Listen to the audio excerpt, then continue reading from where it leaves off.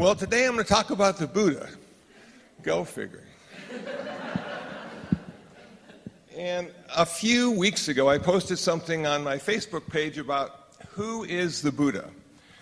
And it got a lot of response. Apparently, people aren't quite sure who or what the Buddha was. So hopefully today I can clarify that for you, and you can go home semi-enlightened. So, according to archaeological evidence, there seems to have been someone about 2,600 years ago who sort of was like Siddhartha Gautama or the Buddha. So there is some historical evidence that he may have existed and probably did. Now, one of the things that really made me feel good when I started to read the story of the Buddha is that he was a human being. He was a guy. And he wasn't divinely inspired. He had a problem. And the problem was he had to suffer because he was human and wanted things to be different than they are. So he was brought up in a really nice palace. I think of it like Paulus Verdes, and he's just sort of hanging out there and everything is just the way it's supposed to be. And then one day, his charioteer says, Channa to Siddhartha, hey, let's go visit L.A. and see what it's like. So they did, and they got really depressed. The first thing he saw as Siddhartha in L.A. was a really sick person. And we got a lot of them. And of course, they're everywhere, and hopefully some of them have health insurance. But one of the things Siddhartha hadn't seen was really sick people. His father didn't want him to see that. And I couldn't fathom that at first. It didn't make any sense to me. And then I thought about what our culture, society, city, state does for us. It really prevents us from seeing a whole lot of sick people because we put them in hospitals. Until they get better. So sometimes you see sort of sick people. They're coughing and sniffling. But the really sick ones we really don't get to see. And he saw them that day. And it jolted him. How could this be? Then they continued through the streets of the city and they saw this really old guy. I qualify now. And the old guy was all wrinkled. He didn't have much energy. He was sort of bent over. And Siddhartha looked at this old guy and said, what's wrong with him? Is he sick? Why don't they take him and fix him? Well, Channa said to him, you can't fix old age. You just sort of have to live with it. And so that's what he did. He looked at that and said, wow, one day I'm going to get sick, really sick. And one day I'm going to get old, really old. And there's nothing I can do about it. I'm getting sort of bummed, he might have said to Channa. And then they continued through the streets of L.A. and they saw this dead person just sort of like lying there. And Siddhartha said, wow, that guy's really old, isn't he? And Channa said, no, it's worse than that. He's dead. And everybody that is born has to die. Wow, Siddhartha said. Everybody that's born has to die? And I say to myself, the 7 billion people now will one day be dead. Abraham Lincoln was giving a talk, and it was a really good talk, and he was happy that he gave the talk, and he sat down, and he had a little tear in his eye. And Mary, his wife, said, well, Abe, that was a great talk. Why are you crying, man? Abe said, well, I looked out at the audience, and I realized 100 years from now, we'd all be dead. It made me sad. So, sickness, old age, death, no answer. Okay. Siddhartha was thinking about this, and he said, maybe there is an answer. And as they went back to the palace, they saw this guy. He's dressed in white. He's serene. He's accepting. He seemed to be okay with all the suffering Siddhartha had just seen. And Siddhartha said to Channa, why is that guy so peaceful? And Channa said, because he's a yogi, he's a spiritual mendicant. He's seeking the answers to life on the inside, not on the outside. And I think at that point, it planted a seed in Siddhartha that the spiritual path was the one he wanted to take, not the political path, to take over the family business, being the king. So he needed to get married. You know, everybody needs to get married. So he got married his cousin. It was convenient. It was arranged. And then they were married for a while, and then all of a sudden she ended up with child. And I'm sure Siddhartha wondered how that happened. And then on the very night his first child was born, he left them. He left his wife and his child. Some people say, man, he was a deadbeat dad. How could he have done that? Well, I think Siddhartha had a bigger goal in mind.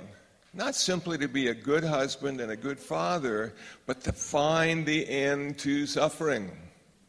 So he kissed his wife and child goodbye that night and said, I'll be back when I find the answer.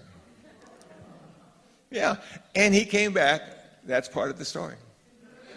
So he leaves, and for 6 years he does all this ascetic practice and yoga and meditation and eats 1 meal a day, and he almost died, and then he's just trying to work all this stuff out, you know? And I imagine in my mind that one night he went to the top of the hill and he appealed to the gods of India. All those gods, they had a lot of them. Come on, end human suffering. Can't you do it? Don't you want to do it? And all he heard was silence, nothing. So he said, I'm going to do it. He said, I'm going to figure out why humans suffer. And I'm going to see if there's an answer to that. And if there is, I'm going to share it with the world. So after 6 years, he figured it out. He found the answer. And he went from Siddhartha to the Buddha. Like Jesus to Christ. Now the word Buddha means one who is awake. So all of us, theoretically, could become a Buddha if we wake up. But the problem is, according to the early Buddhist tradition of Theravada, there's only one Buddha at a time because the Buddha discovered it himself, and all of us have heard the teachings and we practice what they told us was their vehicle to liberation. And we become arahants. We have the same enlightenment that the Buddha did, except we had help and he didn't. And that's why we designate him as the Buddha. Now he comes back and he starts to teach. His first audience was 5 people. I had an audience of 6. I was doing better than the Buddha in some of my talks. And he said, I have discovered 4 universal truths. Let me share them with you. And the 5 ascetics were sitting there. Man, tell us. We've been practicing our whole life and we're not there yet. So the Buddha said, the first thing I have discovered is that life is ultimately unsatisfactory. The 5 ascetics said, yeah, right on, man, we know that.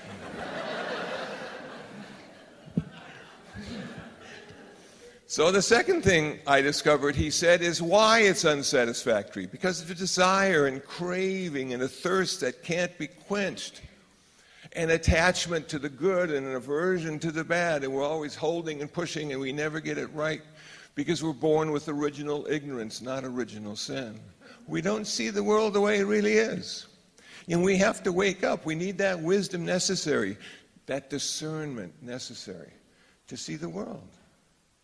So they're listening to him now, and they go. And then he says, third truth, I found the answer. Their ears lit up, and they went, okay, now we're getting there. I found the answer to suffering, and I call the answer to suffering nirvana. Nirvana is the end of suffering, the end of karma, the end of all future rebirth. Now, those last 2 probably don't really inspire us, but those ascetics, they go, yeah, the end of rebirth, because they had reincarnation. And every time they were reborn or reincarnated, they got to go through all the suffering again. They had to bury their parents and pets if they had them. Sometimes their children died before they did, and they buried them. It was sad. Sometimes they didn't have enough food to eat, and they were hungry, or no place to sleep, and they slept outside. And every lifetime they could remember was ultimately unsatisfactory. So to hear that there's an answer to reincarnation, that they'll never have to go through it again, and it's not non-existence according to me, they were excited. So the Buddha said, well, let me tell you how I did it, because I can't do it for you. I can't make you enlightened. I can't tell you anything except what I did to achieve my freedom. Okay, so they're listening. Okay, so you can't do it for us. We'll listen to what you did, and we'll do it our way so we can achieve our liberation. And it goes like this. Right view, right intention, right speech, right action, right livelihood, right effort, right mindfulness, and right concentration. Those 8 path factors are a way to have a journey that leads us to our eventual freedom. Now, I know we all think we've been free our whole life. I did, until I came to Buddhism. I thought my life was pretty good till I came to Buddhism. I didn't suffer much till I came to Buddhism.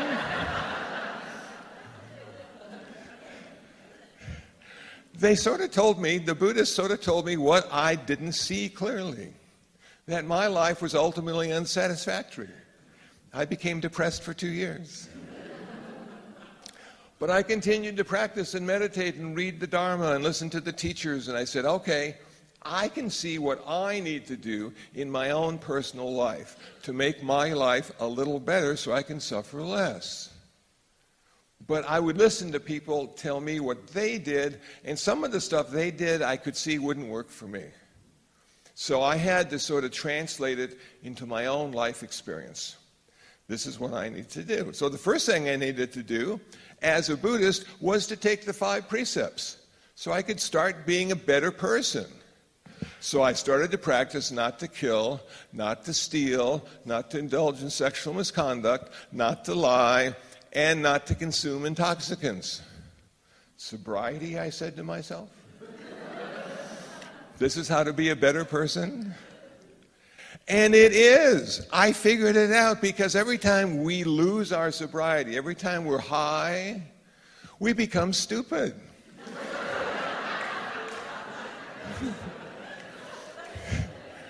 And we do a bunch of dumb things and we suffer even more, not less. So I'm practicing these 5 precepts. Okay, there we go. In fact, the other night, there was a spider in my room. Not unusual. I caught the little spider. I'm taking it down the stairs to put it outside. And one of the other monks that lives in the Zendo where I live says, "What's that?" I said, "Oh, it's a spider. I'm taking it outside." He said, "Where'd you find it?" I said, "I found it in my room." He said, "Good." He confirmed that taking the spider from my room to putting it outside was the right thing to do. It was the skillful thing to do because it ended my suffering, having the spider in the room, and it ended his suffering by me trying to kill it. So it worked out fine. So I'm practicing these 5 precepts and I'm starting to become a better person. And then I am told I should meditate. And I'm going, what is meditation? They say, well, you just sit quietly for hours at a time like a frog on a rock. And you reflect, and you get deep insights into the true nature. And only insights I got in the beginning was the true nature of my physical pain. It was there all the time. My knees hurt, my back didn't feel comfortable, my mind was agitated. But they said, this is what you got to do because this will teach you all sorts of things that are important. So you'll be able to end your suffering. So I sat there, and finally after a couple years, literally after a couple years, it started to become pretty good. I was starting to have all sorts of supernormal experiences, all interior, just lights and colors and sounds and all sorts of great stuff. And I didn't want to give that up. And they said, no, that's not it. You can't stop there. You got to go further.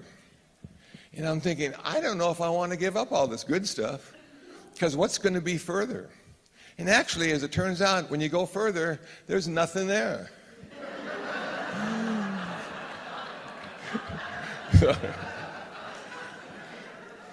So then I had to get used to being with nothing. I'm just sitting there and they say, how you doing? Nothing going on. And then I started to see that when nothing goes on, there's a certain level of peace that becomes apparent. That you are there in this very peaceful state. You're not happy, you're not ecstatic, you're just simply being there with what's going on, and everything is okay, just the way it's supposed to be, and that is equanimity, and that is peace. And I'm going, okay, I got this now. So you don't want to be happy, you don't want to have wonderful experiences, you just want to be. Now, okay, it takes a long time to understand that it's okay just to be and not have any expectations of all the great things that we've been taught will happen to us if we do the right stuff. And even if you do the right stuff, after you've been alive for a certain amount of years, you realize that's not it either. Because doing the right stuff doesn't guarantee anything except being right. Okay, so there you go. Now, they said you got to get a little wisdom. You've seen how this peace thing works. You got the meditation, and you got the 5 precepts, so you're becoming a better person. But now you need to understand 3 aspects of Buddhist wisdom that will free you, that will liberate you, that will make you enlightened. I'm going, really enlightened? This will make me enlightened? Absolutely. All you got to do is really understand these 3 aspects of Buddhist wisdom. Okay, first one.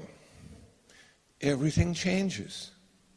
You got to figure that out. You got to figure everything changes. Nothing stays the same longer than a moment. And I'm going, well, yeah, I can understand that. And they say, no, you don't understand it. It's much deeper than you're thinking it is. It means that you are changing. It means that that is changing. It means that every time you attach yourself to something, you'll be disappointed because it changes or you change. And that's why they keep coming up with new models all the time, because we get dissatisfied. We figure the newer model will be the best model.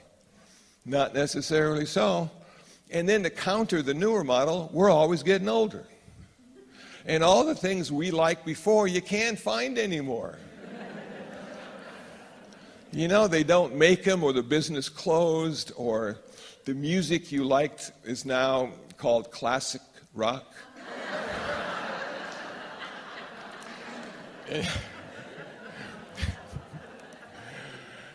And you go out into this youthful world, and all these little millennials are trying to do something with their lives and make something of their life, and you're just going, man, that's what I wanted to do too, and you know what? This is what I ended up with. So once you wrap your mind around everything changes, you and everything else, then you have to come to the next thing. Because everything changes, you're going to be disappointed. Man, isn't that the truth? You're going to be really disappointed because stuff changes. You change. I looked in the mirror this morning. I'm going, man, I don't know if I can take much more of this.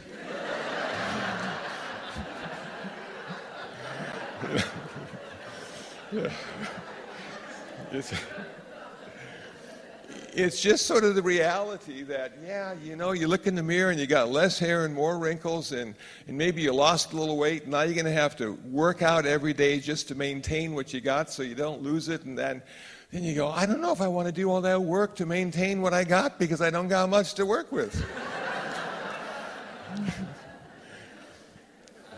But there it is.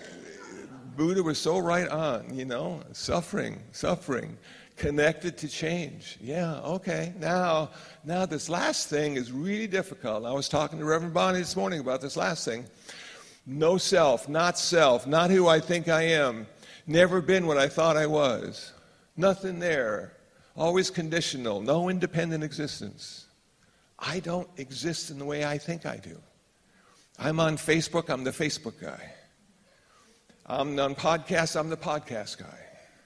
You know, I'm driving down the street, I'm the driver guy. And I'm just thinking, okay, so who am I really? With the real, Kusla, please stand up. And nobody stood up. I'm going, man, okay. Well, I can see how this will help my humility because there's nothing to defend because there's no one there to defend. And then when I look at all the people I don't like, there's nobody there either. So what don't I like? So I'm thinking, okay, I can see that this will allow me to not hold on as tight, not to grasp as tight to the reality I think I have about the world and myself in it. That it is all an illusion necessary to live in a very complicated world. But when you start to take it apart, you're just a bunch of conditions. You're a body and your mind. You have water, and you have food, and you have shelter, and you have clothing, and you got medicine, you get a car, you got blah, blah, blah. And all those things together, combined, allow you to exist in a certain way. But only for a moment, and then some of those conditions will change, and you'll be different then. And then more conditions will change, and you'll be different. And I'm thinking, why would that be an ultimate reality? Why would that be really good to think about and to have deep insights about? And then, finally, it dawned on me. Because it helps you die well. No one's going to die. That person you think is dying is just a bunch of aggregates, confused, and about ready to leave and start their next lifetime. So who are you going to call out to save you from dying? And then you think to yourself, well, you know what? Everybody died. The Buddha died at 80. Jesus died in his 30s. Muhammad died. Martin Luther King died. I'm going to die. It seems to be the one thing we all have in common. And yet it's the one thing we never talk about. And in Buddhism, we always talk about it. When I was at the Senior Citizens Center in Seal Beach, Leisure World, our best discussions were life and death. You know, they had finished the middle. And now they're all sort of saying, well, how do you be proactive and live a full life at 80? And I'm going, wow, yeah, how do you do that? Well, the first thing you need is a 3-wheeled bicycle and a flag.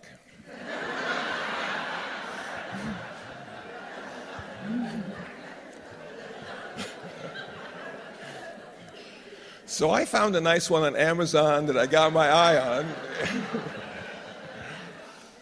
But the deal is you got to stay active. You can never think it's over. What are you going to do tomorrow? That's the deal. What are you going to do tomorrow? And you get it all planned out. I've got that planned out. I've been working hard. Tomorrow is my best friend now.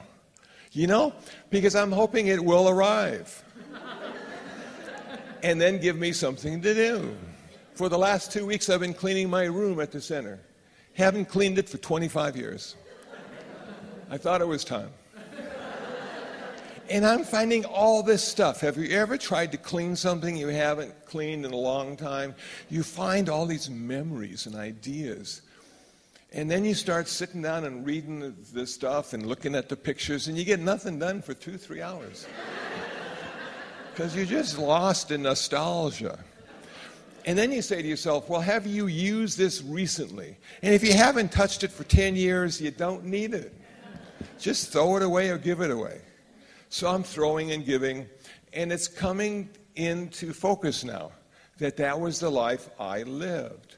And now I've got this present moment experience of cleaning, and my future will be much simpler because I have gotten rid of a lot of stuff that I didn't need that I used to need. But I changed. So all the stuff that I used to need, I don't need so much anymore. I've got about 400 books. You know what? I don't need them anymore. I got Kindle. I need those 400 books and put them in the palm of my hand. I'm going right on. And then I've got all these like CDs, you know, and even some cassette tapes. And I'm thinking, who am I going to give the cassette tapes away? Does anybody have a cassette player? Yeah, we got a couple over here. Okay. Classic. Okay.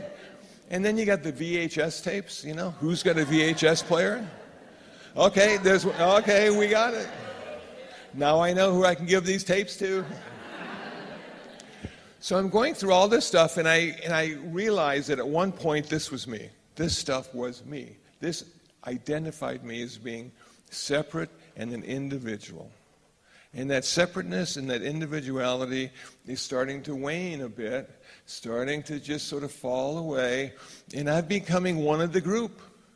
Me and the 7 billion, we're all sort of just doing our dance together, waiting to die.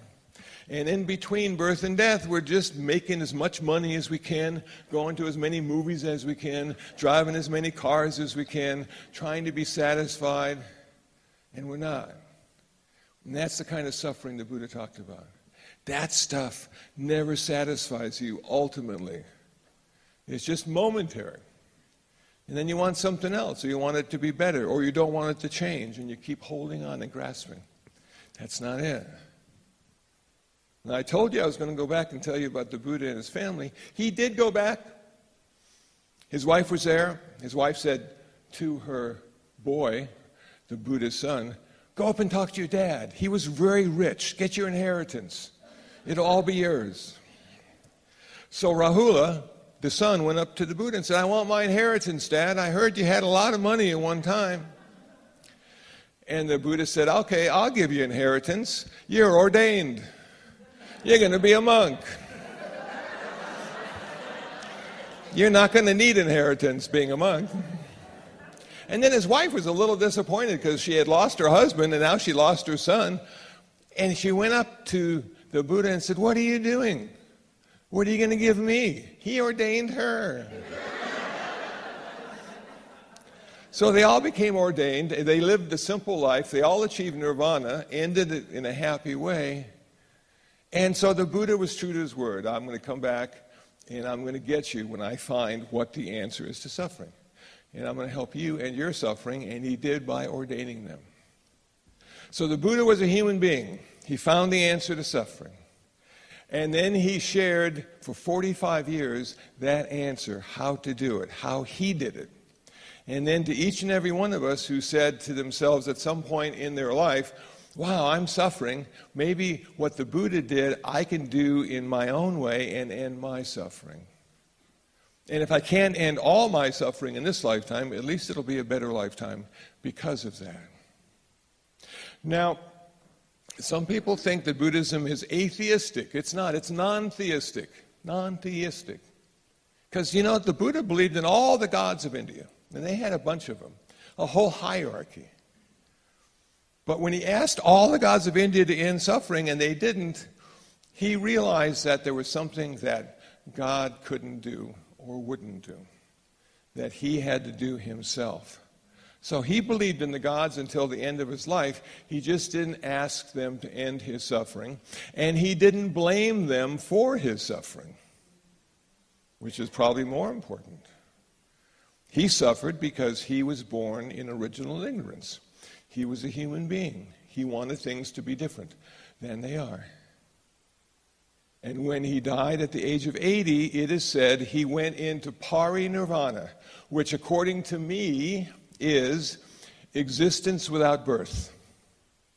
Now think about that. Is that a trip or what?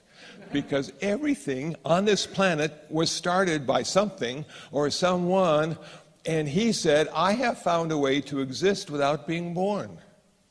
I got rid of the first cause. And because of that, I'm not going to have to die ever again." So he's living right now in his nirvana. He's existing, not in the way we think existence is, of course, and not the form that he used to have, but he's peaceful and he is eternal. And so when I think about the Buddha and his teachings, I think about the last 25 years of my life and how it has changed me in so many good and special ways.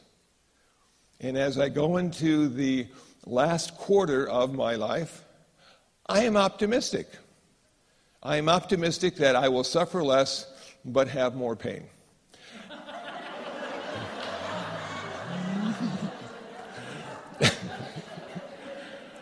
And that's just sort of the way it works. But at least I won't be suffering.